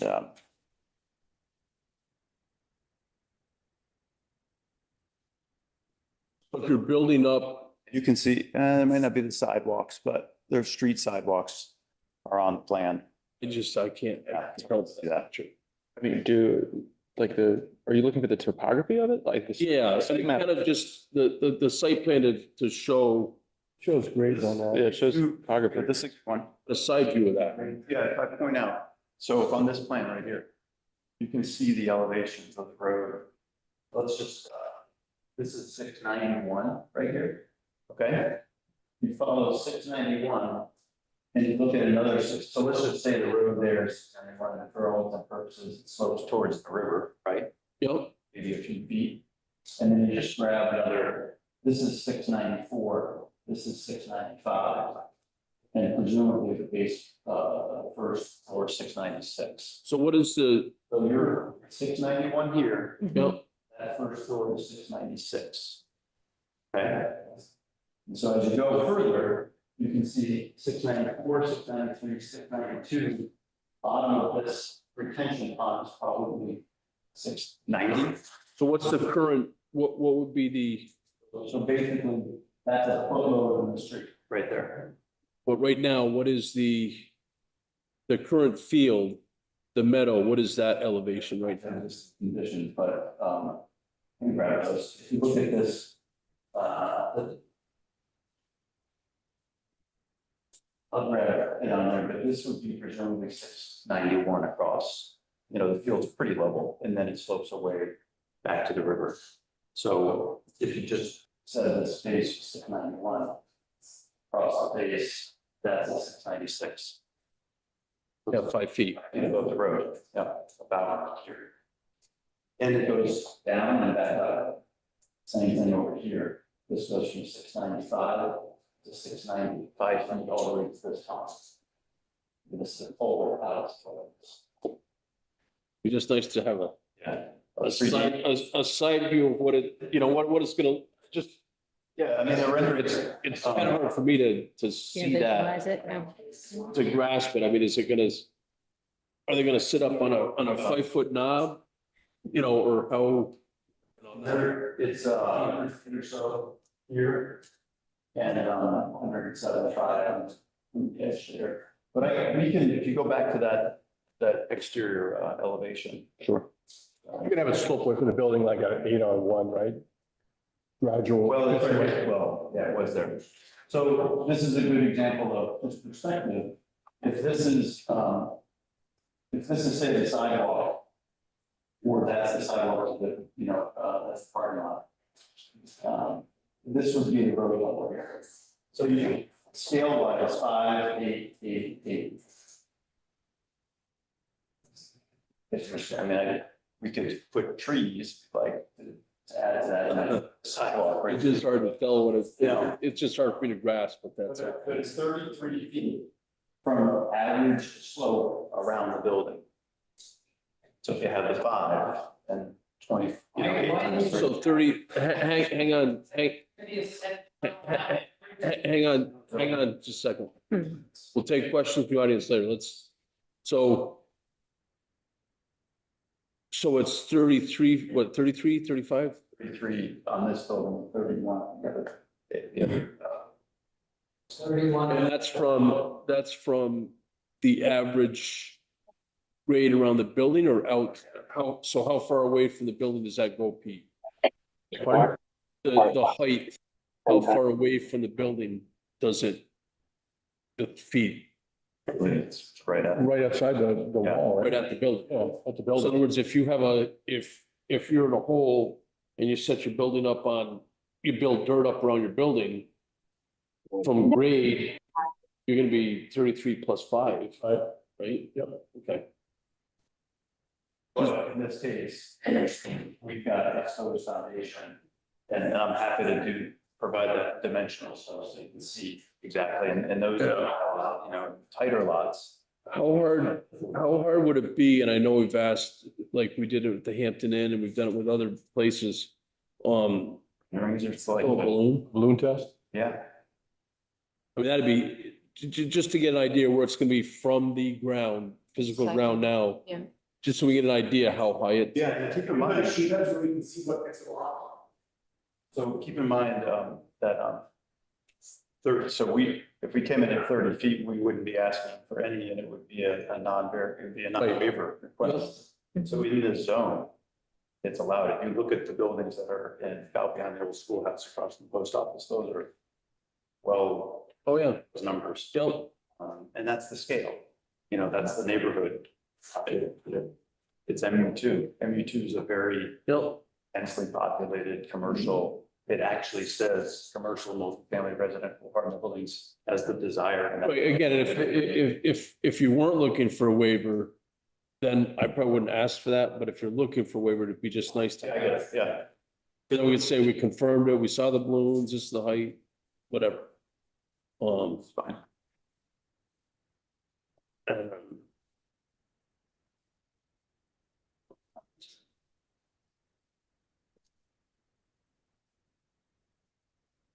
This is. We gotta consider, so it's gonna take a little bit of thinking here. I asked early on how much. You have any questions? No, well, I know we want to give time to the audience Yeah. for questions, but are we going through is there more you want to present now, Paul, to us, or? Well, I submitted this 2 months ago or 6 weeks ago. And in a complete application that was rendered complete and issued a zoning permit. So I don't have anything else to say. I'm happy to answer questions. And if there's any suggestions that you might have for additional information you need, happy to provide it. And then we'll be back. I'll be back on Wednesday. For the DAB? Right. And just a quick question, is all of the housing classified as workforce? All of the housing will be? Nope, it's a qualifier that 20% of the unit counts. Okay. So there'll be 9 units that are workforce housing. 9 out of the 43. 9 out of the 43 will be workforce. Well, hang on just a second. Let me get, if there's any questions, we let the board ask their questions and we'll That's open up to the okay. audience. I just want, so out of the total number of units, 9 will be workforce housing. The rest will be market rate. Okay. And you said they're all rentals? So no, there's nothing purchased, it's all rental? Do you have a question? I don't, Right at this point? not at this point. Okay. John, any questions at this point? No. I have no questions.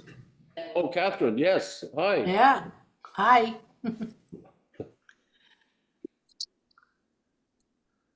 Yes, your question.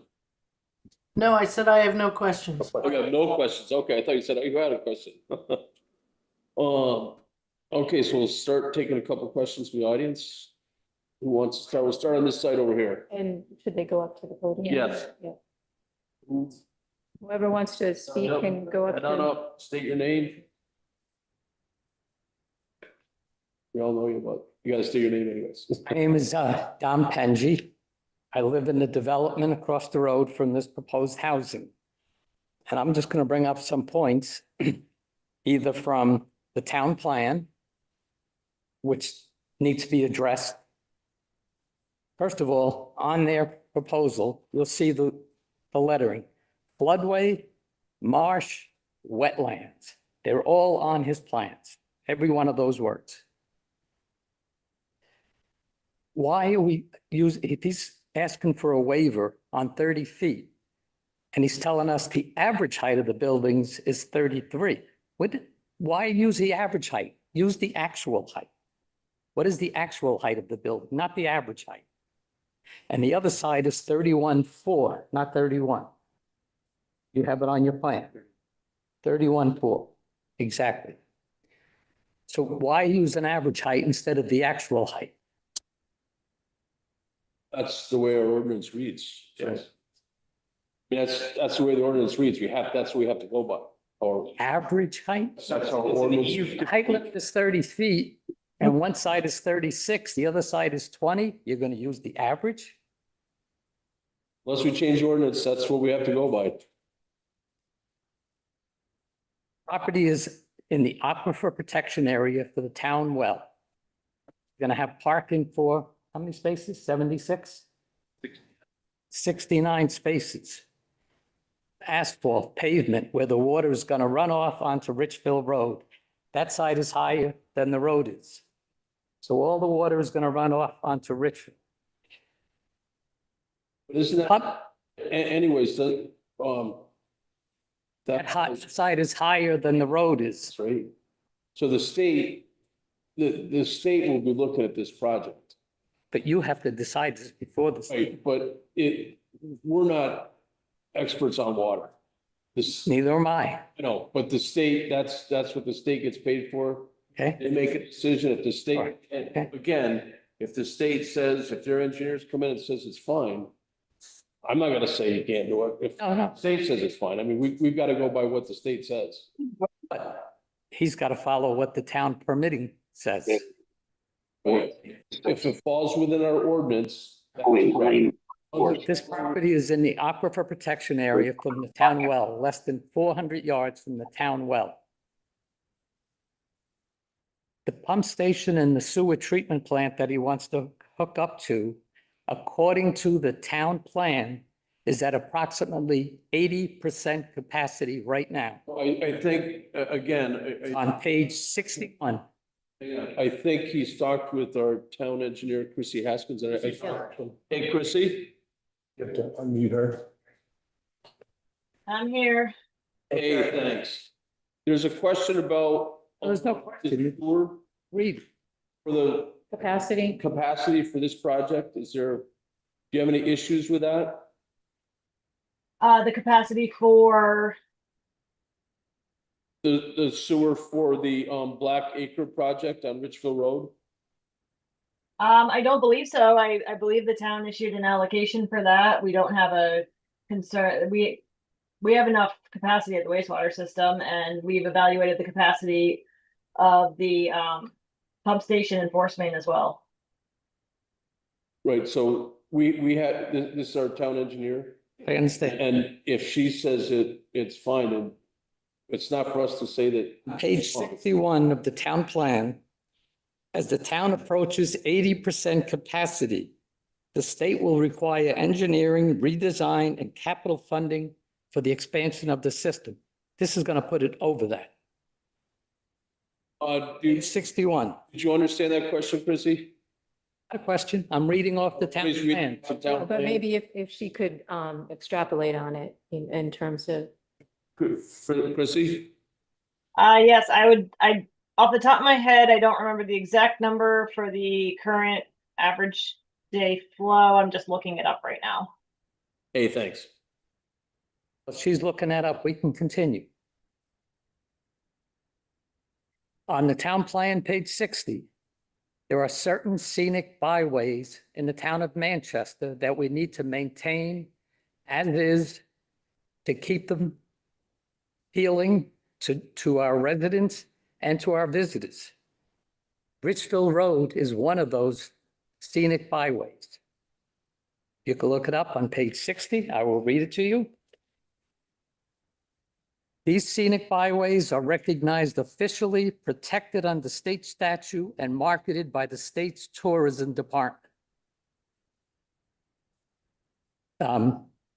There are other roads in Manchester that provide such scenic amenities, including Barnonville Road, East Manchester Road, Overlook Road, and Richville Road.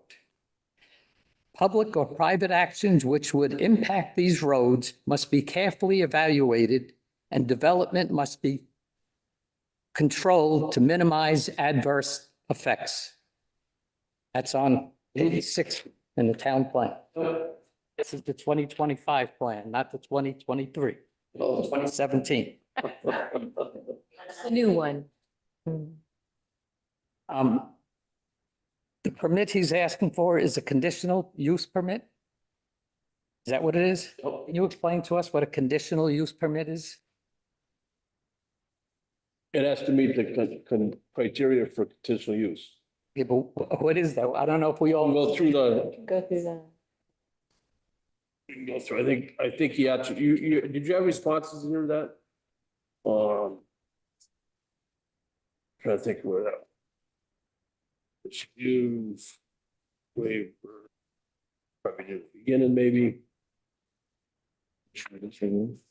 Oh. And I have it for you if you want. You got it? It's on, yeah, page 23. This book, okay.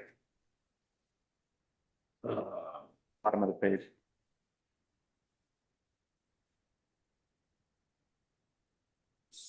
So it goes, the review criteria. Capacity of existing or planned community facilities, character of the area. Traffic on roads and highways, other provisions of the ordinances, regulations, bylaws, and utilization of renewable energy resources. He has to meet those conditions. What's that? So that's what he's asking for on the conditional permit. We have to go through all that criteria to make sure it meets. That's what I want to, sure, okay. In the town plan on page 10, the town has been proposing that we increase the town core, we should increase the density in the center of town and decrease the density of homes in the rural areas. That's on page 10 in the town plan. This is not following that plan. Page 9, housing. Encourage new rental units in the downtown area. Page 9, town plan. Page 53, the town shall control development in flood-prone areas. Floodway, marsh, wetlands. You have the pictures for March when that whole field flooded and there were ice flows going from Mark Roberts' house all the way to the house at the end of his property, which, by the way, is in the National Historic Register. He didn't mention that. Page 50, Paul was asking about FEMA, and I think I'll mention FEMA because I talked to Scott Murphy last week. And in August, the Huckle property is going to be, the contract will be signed. It's already been agreed to, and they've accepted the buyout. So that property will all be demolished. All the rental houses on that will be taken down. Shortly after, used to be the Huckles, directly across the street from Berkshire Bank and from the post office. On the north side of, the street. I don't know Sean's last name who presently owns it. He's already agreed to a buyout and the contract will be signed in August. Shortly after that, Mark Roberts' house, which is adjacent to this property, on the, just north of it, before the stream, is also going to be signed. And shortly after that, that will be demolished and left open, mainly to allow the water from the stream to run across this field. That's the purpose of tearing down the structures, to allow the water to pass that way. That makes sense? Again, I'm not an engineer. Neither am I. I think we're getting a little ahead of ourselves because if the state approves a place, A&R or whatever, I don't know what. State and FEMA have both made that buyout. They're part of the buyout. It's not done by the state. FEMA does it, goes to the state passes it on to the town, and at the end, the town owns the property like they did with the Chanticleer up in East Dorset. Excuse me, Tim, it's like 9:27. If you want to, let's let you move forward with a extension, or you want to? You want to do another 15 minutes? It's your call. Guys, Sure. Yeah. so We can do a continuance to the next meeting. 15 minutes. Okay. Make a motion to extend the meeting for 15 more minutes. I'll second. all in favor? Aye. I, I'll give up my time to allow some of the other residents and neighbors to speak. All has already spoken. I think we need to be able to go. I get an opportunity to go to my Roberts. Yes. What's that? I get an opportunity by Roberts. Yeah. Yep. Yep.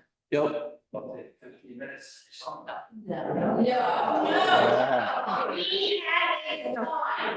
haven't given He was- my Oh, you're time. not done? He was. Not done. He had his time.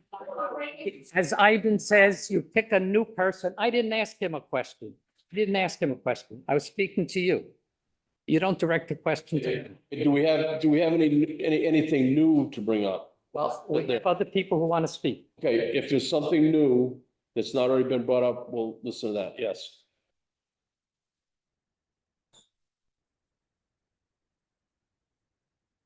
Well, hi, my name is Chris Reed. I live on the property directly across the street from this property. So I think the first thing I want to kind of just touch on, based on the information that we were just given, is that let's get rid of the workforce housing red herring here. If you're talking 9 units on a 43 unit thing, this is not a workforce housing development, right? Like that's being put on there to be more advantageous. Again, hang on, just one quick thing there. And from Paul, what is the state requirements for a workforce housing project if you're gonna do? Okay, so that's a guideline from the state. If the state, again, it'd be nice to have 100%. I just want to clarify, because this has all been presented to us, that this is all workforce housing. When you're talking 43 units and it's only 9 units, the impact is very different than saying all of it is workforce housing. Understand. Point taken. Understand. So the other thing that I would call out is 43 units on that property. That is an amazing amount of units to put on that small property for traffic, for noise, for congestion. I won't even be able to get out of my driveway in the mornings with all the traffic that's going to add to that particular space and that property. I don't know how you can allow that many units on that property. I mean, as he said, the original approval, which was before, probably 18 years ago, right before I moved into that house, was for 29 units. So 29 versus 43, that's a big sway of a difference there. Plus, the apartment building, the big size, the impact to the view.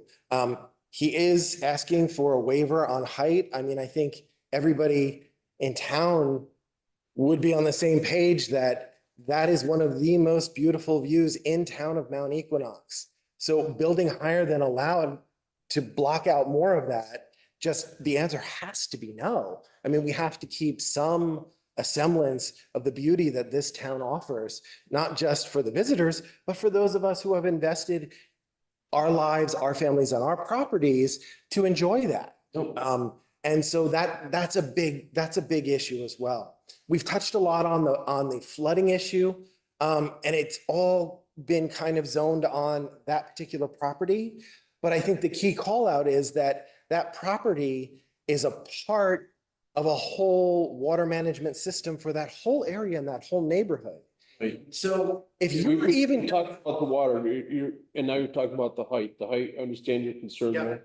But we've already been talking about the water a bit. So if you've got something else. I just want to make sure that we connect the fact that it's not just what can be done on that property. If you're going to consider approving building on that property, we're talking a full storm water management systems, drains, grates throughout everything. And based on the way that property floods, that won't even do it. As we're talking about retention ponds, those retention ponds would now be 3, 4, 5 feet underwater as that water rushes through. Based on water, I get it, but there's things that were said that really aren't completely there. So this is not the last hearing. We're gonna have more. We're hoping that it could be. Let's try to keep it. I didn't rule that out either. We've only got a little bit of time left, so. I will yield to anybody else, but those are, I mean, every way you look at this plan, it goes against the town, who we are, what we are, and it's not even buildable based upon the flood issue that exists there. And we haven't even touched on the impact to the wildlife. So there is all of that. Understand all that. Anybody? Who else wants to get up? We've got a few minutes left. I'd like to say something. Okay. What's that? Okay, let's. to that diagram. What? Specifically to that diagram right there. Your name? My name is Sharon Conway, and I've lived through 3 floods now. So I just want to ask, this line right here, this blue line, I believe is flood line. Floodway. Because the flood water comes through this road right here. This is where I live on this road. It shoots through here, it shoots through here, it shoots through there. This I believe is incorrect. I know it's incorrect. Don't you think it would make it worse too if that elevation was changed, would it? It might push again, the water, it might push the water back into our neighborhood. That was the point that I was going to make, was that this is going to make the water worse. Right, and that's why, you know, we've got to, The water's been talking a lot about how it will affect that building, but it hasn't had how it's that. no, we're looking, we're gonna definitely look at that, I understand. Yes, My name is Joe Hogan, and I've lived in this neighborhood for probably 35 years. And I'd just like to say, you're looking at people who had 3 100-year floods. So it's not just one 100-year flood, but we've been flooded 3 times. no, So you're looking at people who have had to bail out and pay for, you know, and I understand that originally, if it hadn't been Mr. Hayes, those houses would never have been built in the flood zone. Okay, But that's off Mary's Hill, that's why this shouldn't be done. correct, right? but But we're, you elevate the ground, and you make a place for water not to go, it has to go someplace. and again, again, and I'm not an engineer, that's why I want to have an engineer look at it, and if an engineer, you know, I can't answer that question. Where the water's gonna go, I can't tell you. But these are our homes. No, I understand. Site is going to be affecting sunlight, wildlife, water runoff. It is increasing traffic. And it's, I just can't believe, Paul, that you would actually want to do this. Let's, okay, yes. I would have to touch on property. Yeah. And we have lived there 40 years. And we were one of the first 3 houses that Hayes built. We were not aware that it was flood zone when we bought our house. We are certainly aware of it now. We are right on board there. And we have been wet through everything. We were locked out of our homes for almost a week after Irene came through. We went out to church at 9 o'clock, we came home at 10 or 10:30, we weren't allowed back in. That's how much water was in that area. And that field is the spill-off area that all the water goes through. Now, when Josh was down from the state water guy, and the town people were over there, Doug Kilburn, town manager, et cetera, were all there. I don't think anybody could deny hearing them saying, if Mr. Hayes went for a permit now, none of your houses will be built. And it's even worse on the other side, because that's where our spill-up goes. Not only do we all have wet basements that we're pumping for 2 and 3 weeks, but the water over there is sitting for 2 or 3 weeks. And the state is saying to us, your houses would not have been built because this is flood zone. And that property is worthy of being a spill-up area for your houses. And yet it all's coming along and building on that property. I think it's an injustice to the town, it's an injustice to anybody who has to live in that property. Never mind that we all, since we're owners, will endure it if it happens again. Thanks. Anybody else, real quick? There's a hand up. Oh, Chrissy, yes. I have an answer. Chrissy? Yes, I have an answer. I got an answer for you on the wastewater, question from earlier.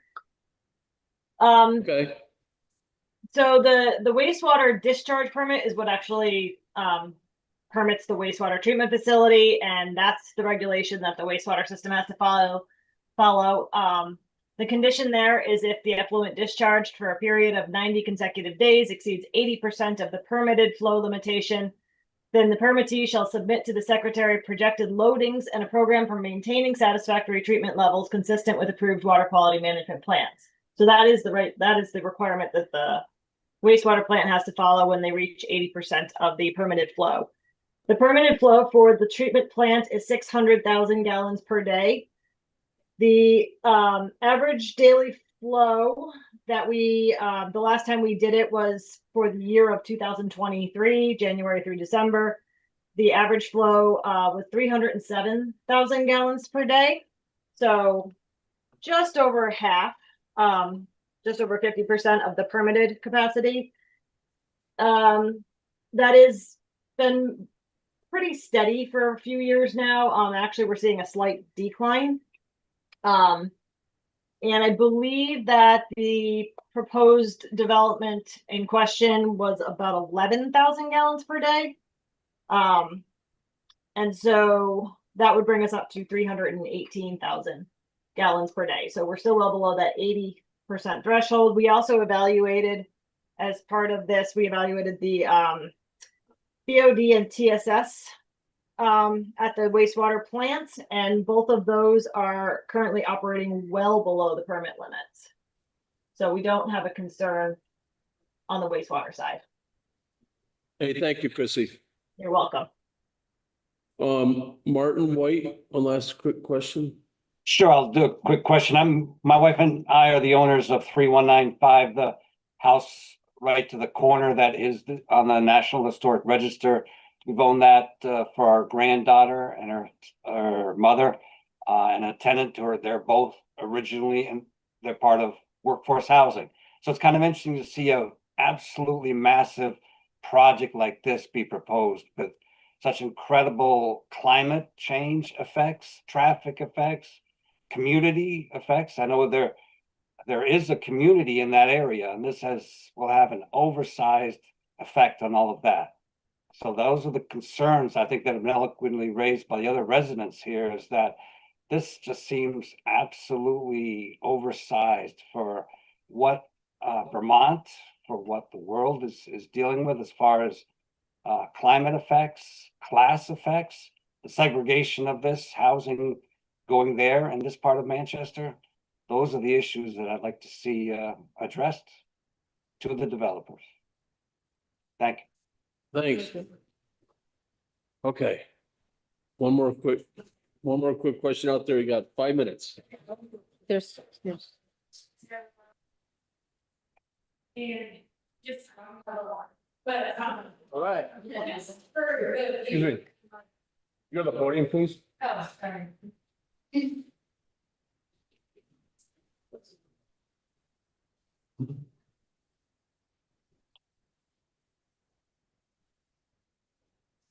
So just my main concern is we live right behind the chiropractor. So looking at we lived in Boston for a few years. I moved here to not look at huge buildings and to look at mountains and greenery. And we have 2 6-year-old boys that ride their bikes just like other people do. And it adds to traffic. I already worry about people speeding up and down Richville. So to add that many more people in and out of that area is just concerning as a parent. Yeah, those are my only. Thanks. Okay. Want to take 2 minutes? You got anything you want to say for a couple minutes? We got 4 minutes left. I think the most we thought about, but I think it would behoove most to dig in and research a bit of the river corridor reconstruction project that's being proposed by the state, and the reconstruction of the bridge that goes over Richville Road to widen that and bring the river back into the corridor. I know it's a big project. They told us they were not. Hang on, let's just, please. hang on. Let Let's him, let him he's speak. got- That's- I'm just, that was a one response to that. The town plan references, we all know the town plan revised is actually now being re-revised at the planning commission level because it has a lot of holes in it. Hang on. Obviously, Chrissy, thank you. We've done a lot of work for years now on checking a lot of these boxes, and I can appreciate all of your concerns about the flood on your homes. I've had properties flooded myself, and I understand the devastation to that. If you do want to hire engineers to evaluate it and determine, check all the engineering work, check Christie's work, check Chris Panessi's work, have at it, right? The town has put out a request to have workforce housing. There's a RFP out for the airport road development property that is talked about being hundreds of units. And so I think, I understand the concern about floodwaters but I appreciate, more, direct and fact-based, work by the DRB. I think that's what your purpose is. And I appreciate you guys for doing that work and the town engineer. And we're patient. We've, been working at this for a long, long time and happy to participate in any of the, questions. Next week's another hearing to talk about, design. And so thanks for your time. Sorry. to be late. Maybe for the design thing, if you want, when's it, next Wednesday? Yeah. Wait till today. Would you want to do maybe that balloon thing or something before that? Do the what? Do a balloon thing or hang, just so you, before your meeting, when you're looking at the aesthetics of the building, you could see. Is that even feasible? Is that something that can even happen? I'm sure they could, or I know we had a lull. I mean, I know at one of the properties when Bill was the property up on the hill, he just put a lull up there. The guy just stood up in the lull, and that's set up at 45, 35, whatever the foot. And if you've got it, I mean, that would be a handy thing just to show the board what it's gonna look like. I know that would help pretty, we put in the field up there. We have to get the word out, pretty quickly if we can put that together. You said you needed 48 hours, 24 hours? Well, yeah, we would put that on the website to notify people that there is in fact this test going on. So, And that's next Wednesday. was that something that Is that something we could do next week? Yeah. I mean, I'm just thinking, just so everybody, all the neighbors, the design advisory board had a little more information. And I'm assuming height is an issue. People are talking about the height, so it'd be nice to have something out there just to give them an idea what it looks like. So that's up to you guys. So before, oh, no, you're Before your just trying to meeting. figure out, yeah. Before your Wednesday. meeting, or Wednesday, just before the meeting, maybe, or whatever, Wednesday, Maybe we can talk about that. Is that something we can, yeah. yeah, We'd just have to notify everybody. everybody? Make sure everybody that's, I know you all signed in here. But there's a lot of people that signed in that are already left. Maybe as you go out, we can have a separate sheet. So these people, we can know, or how Or we. post it online? Is Or it post something? Yeah, well, Or maybe, how about, Dom, you'll be the spokesperson for your committee. you're the point. Good point. We can let you know. I understand site visit down to the property where you can actually see our homes and the Well, swamp. that's what they're gonna do. That's what you should do. That's what they're gonna do. And we'll get a hold of the neighbors and make sure. Okay. So we'll get back to you with a date and a time. 9:45. Perfect, 9:45. We are at time. Can I say something about what Paul just said? Paul, it is not true that they are gonna work after. We were told directly by the people from the state that the river would find its course. They will not alter that river in any way. Okay. They even told us, unbelievable as it might seem, that they would never put out any of the wildlife that would swim in that river. Now, a trout could not get its gills under the height of the water that is there when a lot of the days of the year. So Okay. they told us they would never touch the course of the river. Okay, We thanks. need to extend the meeting. Yeah, well, I think we're gonna close. I'm gonna make a motion to close the meeting. Actually, hang on, I'm gonna make, to Continue? this, Continue continue, Oh, sorry. Yeah, I'm sorry. Yes. continue the We hearing. motion for continuance. so- till the, I'll second gonna it. be busy the 16th. Should we do August, the August 2nd. August 2nd? August 2nd, Don, Well- Catherine, Good for me. August 2nd, good for you to continue Yes. this too? Yes. Jeff and John. All in favor? Aye. There's the reason that we're. It isn't, that was decided Getting this? only 48 hours. Everybody involved. Yeah. Design advisory board.